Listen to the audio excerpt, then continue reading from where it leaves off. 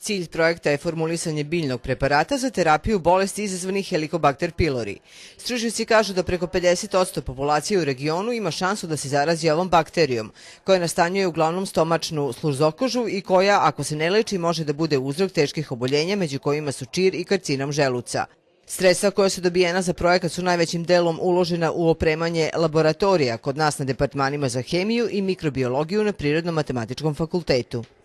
Rezultati su vrlo obećavajući, toliko obećavajući da smo uspeli da napravimo jednu kombinaciju eterskih ulja koja se pokazala izvanredna u suzbijanju Helicobacter pylorija i mi smo upravo pre nedelju dana podneli i patentnu prijavu za ovakav jedan preparat.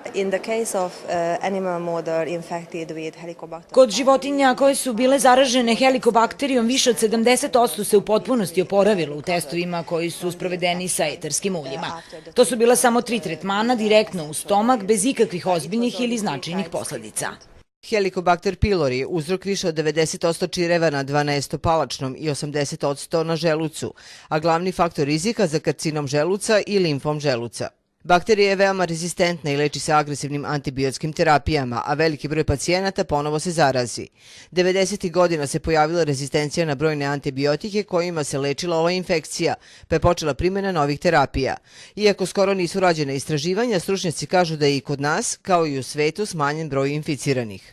Razvoj novih antibiotika, hinolona, produženo davanje fluorhinolona, produženo davanje antibiotika na 14 dana, šeme koje uključuju poznate antibiotike kao što su amoksicilin i metronidazol, zajedno sa ovim novim lekovima, levofluksacinom, sigurno u najužem medicinskom smislu doprinose značajnom poboljšanju eradikacione stope kod ovih oboljenja. Rak želuca, koji znamo da je u izuzetno velikom procentu izazvan od strane Helicobacter pylori infekcije, je i kod nas u Vojvodini i u svetu gde se radi redovno lečenje, tretman, odnosno eradikacija, u značajnom padu.